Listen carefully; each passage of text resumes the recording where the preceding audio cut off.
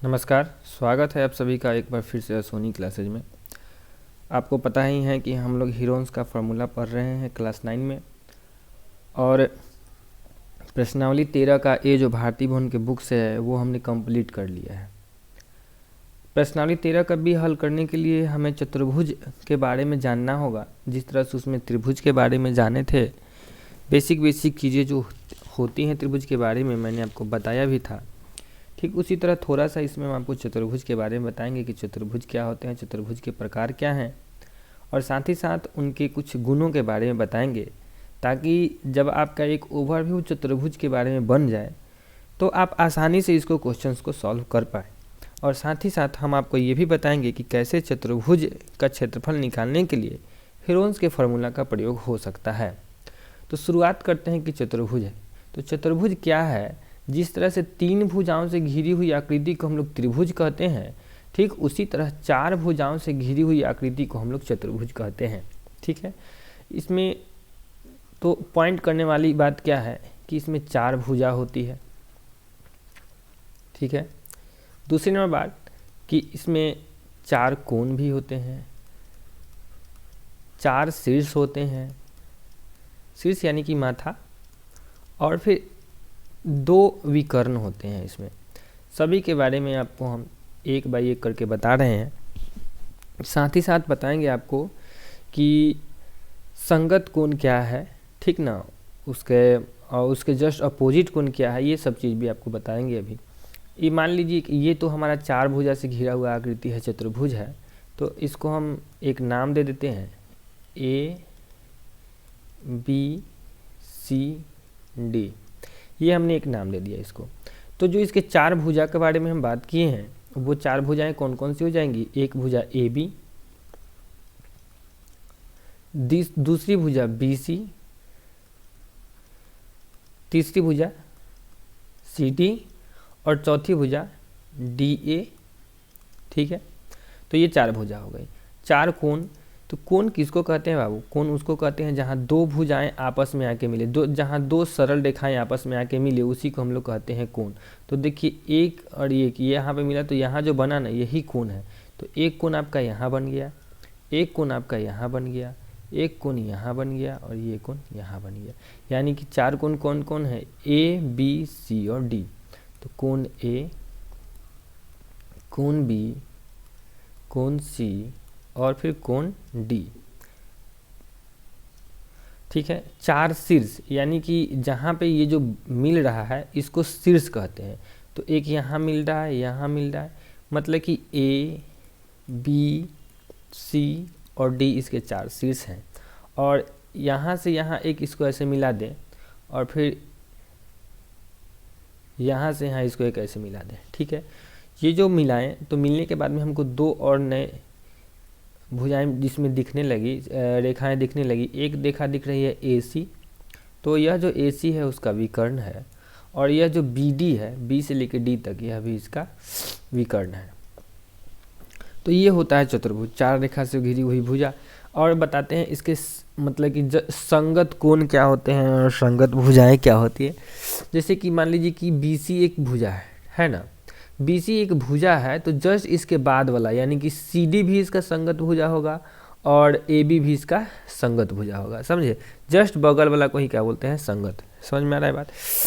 एक होता है अपोजिट साइड, यानी कि जस्ट उल्टा वाला साइड कौन है? तो BC का अपोजिट AD है और CD का अपोजिट AB है। तो ये सारा चीज़ भी इसमें है। अब इसके प्रकार के बारे में देख लेते हैं, प्रकार कितने होते हैं इसके। तो जो मोटा मोटी तौर पर हम प्रकार हमको पढ़ना है वो सारा इसमें आपको डिस्कस कर देते हैं।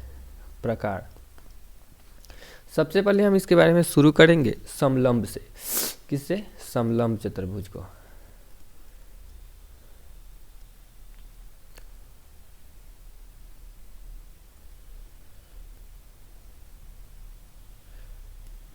प्रकार में शुरू करेंगे समलंब चतुर्भुज से। ठीक है, समलंब चतुर्भुज को इंग्लिश में हम लोग ट्रेपेजियम बोलते हैं। ट्रेपेजियम, TRAPEZIUM, ट्रेपेजियम कहेंगे। इसमें क्या होता है कि इस तरह की आकृति आपको दिखेगी। एक मिनट रुक जाइए, थोड़ा हम अच्छे से इसको बना दें।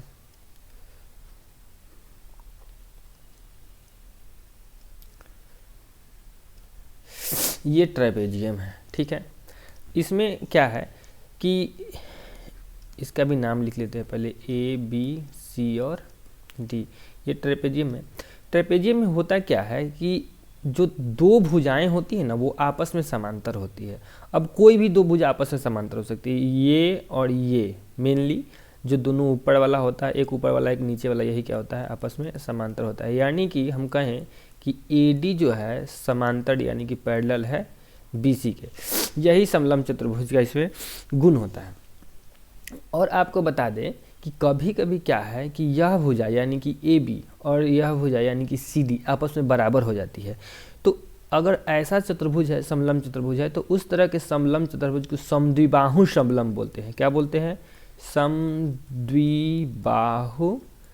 समलंब बोलते हैं। समझ में आई बात? इस तरह का जो चतुर्भुज है उसको हम लोग समद्विबाहु समलंब बोलते हैं। और आगे सुनिए इसका और बात है कि ये तो बता ही दिए समलंब चतुर्भुज के बारे में, और ज़्यादा क्या बताएं। चार भुजा तो है। हाँ, एक और चीज़ इसमें जानिए कि इसमें हाइट भी कभी कभी दिया हुआ रहता है, कभी कभी हाइट दिया हुआ रहता है। तो हाइट दिया रहता है ना, तो इसका जो क्षेत्रफल है वो निकालने के लिए क्या किया जाता है, आधार जो है ये वाला आधार हो गया, तो आधार को और फिर हम लोग इसके संगत ऊंचाई को गुना कर लेते हैं। संगत ऊंचाई कहने का क्या मतलब है कि यह आधार है और यह मान लीजिए कि AD है, तो BC गुने अगर AD करेंगे ना तो इसका क्षेत्रफल निकल के आ जाएगा, ठीक है। अगर मान लीजिए कि हमको ये ऊंचाई नहीं दिया है, ओह सॉरी,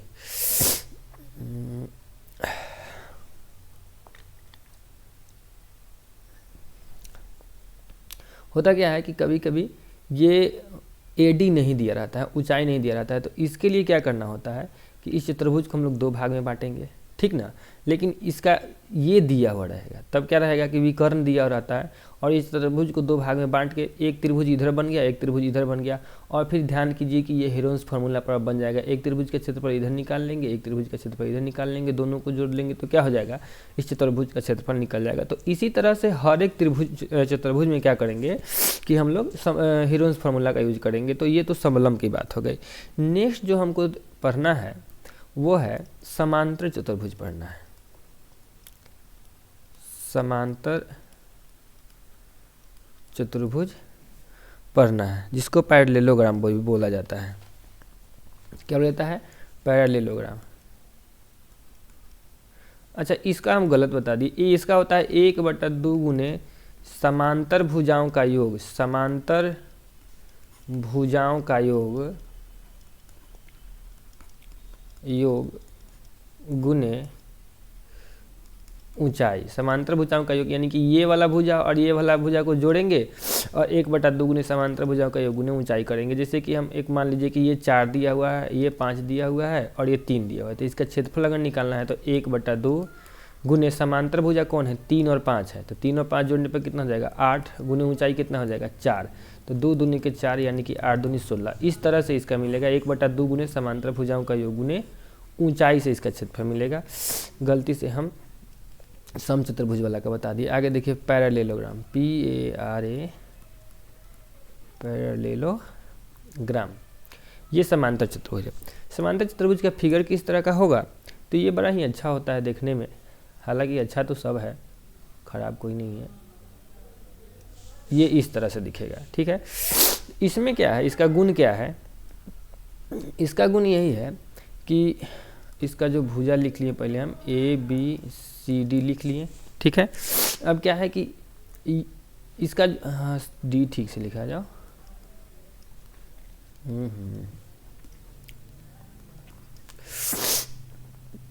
इसमें जो आमने सामने वाली भुजाएं होती है वह समांतर होती हैं। आमने सामने वाली भुजा जैसे कि AD जो होती है BC के समांतर होती है। समांतर समझते हैं ना, मतलब कि ये दोनों कभी आपस में जाके मिलेंगी नहीं। ठीक उसी तरह AB और CD भी क्या होती हैं, आपस में समांतर होती हैं। और अगर इसका हाइट दिया हुआ रहे, इसका हाइट दिया रहे, तो वही आधार गुने ऊंचाई वाला जो फॉर्मूला बताए हैं, इस वाले में बता दिए थे, वो वाला इसमें लग जाता है। एक होता है भाई साहब समचतुर्भुज। समचतुर्भुज क्या होता है उसको भी देख लीजिए। सम मतलब कि बराबर, समचतुर्भुज तो ऐसा चतुर्भुज जिसकी चारों भुजाएं क्या हो, आपस में बराबर हो। लेकिन कंडीशन याद रखिएगा कि सिर्फ भुजा बराबर कर बोल रहा है और कुछ नहीं। ये देखिए इस तरह का जो चतुर्भुज है वह समचतुर्भुज है, मतलब कि चारों भुजाएं बराबर होगी और एक दूसरे के पैरेलल भी होंगी। जो आमने सामने वाली भुजाएं होंगी वो एक दूसरे के पैरेलल भी होंगी। मतलब कहने का ये है कि ए बी जो है वह पैरेलल हो जाएगी सी डी के, और यह जो ए डी है वह पैरेलल हो जाएगी बी सी के। ए डी जो है वह समांतर हो जाएगी बी सी के, ठीक है। और इसमें कोण 90 डिग्री नहीं होता है, इसी चीज़ का ध्यान रखना है। साथ ही साथ चूंकि समचतुर्भुज है तो सारा भुजा आपस में बराबर होता है। ए बी जितना होगा उतना ही बी सी होगा, उतना ही सी डी होगा और उतना ही ए डी होगा। तो ये चारों भुजा बराबर हो गया। लेकिन ध्यान ये रहे कि कोण बराबर नहीं है। जो अब जब हम लोग वर्ग पढ़ेंगे तो आपको बताएंगे कि कोण, हर कोण 90 डिग्री होता है। तो ये मिसकन्फ्यूजन में नहीं रहिएगा कि आपका ये वर्ग की तरह है, वर्ग की तरह ये नहीं है। सिर्फ इसका क्या है, ये साइड बराबर है और आमने सामने की भुजाएं एक दूसरे के समांतर हैं। और क्षेत्रफल निकालने के लिए तो वही देखिए, इसको यहाँ से बांटेंगे, दो त्रिभुज बना देंगे और क्षेत्रफल हम लोग आराम से हेरोन का फॉर्मूला से निकालते चलेंगे। इसलिए तो हेरोन का फॉर्मूला हम लोग पढ़े हैं। उसके बाद में आयत बता देते हैं। आयत क्या है कि एक ऐसी आकृति होती है जिसमें आमने सामने वाली भुजा बराबर होती है। ये आयत बन गया हमारा ए बी सी डी।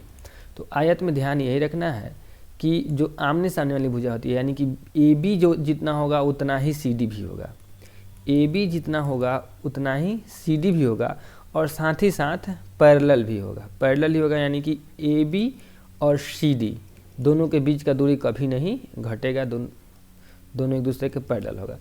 इसमें भी वही हाल है, ए डी जितना होगा उतना ही बी सी होगा, यानी कि ए डी जितना होगा, ए डी उतना ही बी सी होगा, और ए डी और बी सी दोनों एक दूसरे के पैरेलल भी होगा। बात समझ में आई। और एक खास बात ये कि इसका चारों कोण 90 डिग्री होता है। ए बी सी और डी चारों कोण का वैल्यू होता है 90 डिग्री। हो गई बात, समझ में आई। अब बात कर लेते हैं, एक वर्ग होता है। वर्ग को हम लोग स्क्वायर बोलते हैं और आयत को रेक्टेंगल बोलते हैं। वर्ग में क्या होता है कि चारों भुजा ही बराबर होती है। कोशिश किए तो है, बन जाना चाहिए। हाँ ठीक है, बन गया। ए बी सी और डी ये हो गया। ये अगर 4 है ना तो सारा का सारा 4 ही हो जाएगा, ठीक ना। मतलब कि जो सारी भुजाएं हैं वो आपस में बराबर होती है और हर एक कोण भी 90 डिग्री का होता है, और हर एक भुजा जो है एक दूसरे से पैरेलल होती है। यानी कि ए बी सी डी के पैरेलल, ए डी किसके पैरेलल हो जाएगा, बी सी के पैरेलल हो जाएगा, बी सी के पैरेलल हो जाएगा, और सारा भुजा आपस में बराबर, ए बी बराबर बी सी बराबर सी डी बराबर डी ए, और हर एक कोण हो जाता है 90 डिग्री का। इतना बात समझ में आ गया आपको। चलिए, बहुत आराम से समझाएं, कोई जल्दीबाजी में नहीं समझाएं। ये इतना मेन चीज़ आपको हम बता दिए, किसके बारे में, चतुर्भुज के बारे में। जो आप इतना जान जाइएगा तो आराम से आपका सारा का सारा क्वेश्चन सॉल्व हो जाएगा, ठीक है। अब बात करते हैं कि हीरोन का सूत्र किस तरह से यूज होगा, उसके बारे में बात करते हैं। तो देखिए, हम यहाँ आपको हिसाब तो बताएंगे नहीं, लेकिन बस आपको ओवरव्यू देंगे। जैसे कि ये मान लीजिए कि हमारे पास एक चतुर्भुज आ गया, ठीक है। ये कोई चतुर्भुज है, चलिए, और इसमें ये वाला भुजा दिया हुआ है 56, ठीक है। ये वाला भुजा दिया हुआ है 39, और ये वाला भुजा दिया हुआ है 25, और एक समांतर चतुर्भुज कहता है। कौन सा चतुर्भुज, समांतर चतुर्भुज है। ये कौन सा चतुर्भुज लेना है हमको, समांतर चतुर्भुज। तो सबसे पहले आपको समांतर चतुर्भुज के बारे में जानना होगा कि समांतर चतुर्भुज का प्रॉपर्टी क्या होता है, तभी ना आप इसको सॉल्व कर पाइएगा। समांतर चतुर्भुज के बारे में जब तक नहीं जानिएगा तब तक उसको सॉल्व कैसे कर पाइएगा। और समांतर चतुर्भुज में क्या होता है कि ये जितना है उतना ही ये हो जाएगा और ये जितना है उतना ही ये हो जाएगा। तो जैसे ही इसका क्षेत्रफल निकाल लीजिएगा, इसका 3 गो भुजा दिया है, इसका 3 भुजा दिया है, तो एस निकालेंगे, फिर ए निकाल लेंगे, फिर जितना इसका भुजा आया उतना में 1 से 2 से गुना उतना ही इसका भी क्षेत्रफल आएगा। दोनों को जोड़ लेंगे, पूरे का क्षेत्रफल निकल जाएगा। तो इस तरह से हमको इस चैप्टर को डील करना है, ठीक है। तो जब हम नेक्स्ट वीडियो में आपसे मिलेंगे तो आप क्या कीजिएगा कि ये हम आपको मोटा मोटी तौर पर सारा चीज़ बता दिए चतुर्भुज के बारे में, साथ ही साथ ये भी बताएं कि आप कैसे यूज कीजिएगा हीरोन्स के फार्मूला का। हीरोन्स का फार्मूला का यूज ऐसे ही कीजिएगा कि चतुर्भुज को 2 भाग में बांट दीजिएगा। चतुर्भुज को कितने भाग में बांट दीजिएगा? 2 भाग में बांट दीजिएगा, और उसके बाद में आप इसको उस चतुर्भुज का क्षेत्रफल आपको निकाल लेना है, ठीक है। आ रही बात समझ में? जैसे कि मान लीजिए कि 13 के बी का फर्स्ट नंबर क्वेश्चन ही देखिए, ये इस टाइप से कुछ आकृति बनाया हुआ है। ये रहा, यहाँ पर दे रहा है कि 90 डिग्री है। ये कितना डिग्री है? 90 डिग्री है। और ये 60 दिया है, यह 30 दिया है, यह 40 दिया है, और यह कितना दिया है? 50 दिया है, ठीक है। अब दी गई आकृति का हमको क्षेत्रफल निकालना है। दी गई आकृति का क्षेत्रफल निकालना है तो आप इसको ऐसे नहीं कर सकते हैं, ऐसे मिला देंगे। तो जब ऐसे मिला देंगे तो ये हमारे पास में ये एक त्रिभुज बन जाएगा, ये इतना दूर का एक त्रिभुज बन जाएगा, ये इतना दूर का एक त्रिभुज बन जाएगा। जैसे ही इतना दूर का त्रिभुज बनाइएगा तो आप अब ये 90 डिग्री के सामने वाला भुजा कर्ण होता है, तो कर्ण निकाल लीजिएगा 40 के स्क्वायर प्लस 30 के स्क्वायर, यानी कि 1600, 925, 125 का होगा कितना? 50। तो ये हो गया 50। तो अब देखिए इसके पास में भी 3 भुजा हो गया, इसके पास में भी 3 भुजा हो गया। तो दोनों का मान लीजिए कि इसको त्रिभुज 1 मान लीजिए, इसको त्रिभुज 2 मान लीजिए, दोनों को बना दीजिए, हो जाएगा, बना के जोड़ लीजिएगा। तो इस तरह से हमको करना है, और बड़ा ही इंटरेस्टिंग चैप्टर है और ज़्यादा भास्ट नहीं है, फिर भी इम्पोर्टेंस रखता है। 5 नंबर का क्वेश्चन इसमें से आने का चांस रहता है। आप इसको सॉल्व करके आइएगा। नेक्स्ट वीडियो में जो आप आएंगे तो इसके आगे का क्वेश्चन बताएंगे 13 का बी का। मिलेंगे आपसे नेक्स्ट वीडियो में। इसका PDF आपको मिल जाएगा टेलीग्राम ग्रुप में। टेलीग्राम ग्रुप का नाम जैसा कि आप सभी जानते ही हैं, और सोनी 55 के नाम से सर्च करना है, आपको वहाँ पे टेलीग्राम ग्रुप मिल जाएगा, आप उसको ज्वाइन कर सकते हैं। तो अगर वीडियो अच्छा लगा हो, इन्फॉर्मेटिव लगा हो, तो अपने दोस्तों के साथ में भी शेयर कर दीजिएगा। जय हिंद।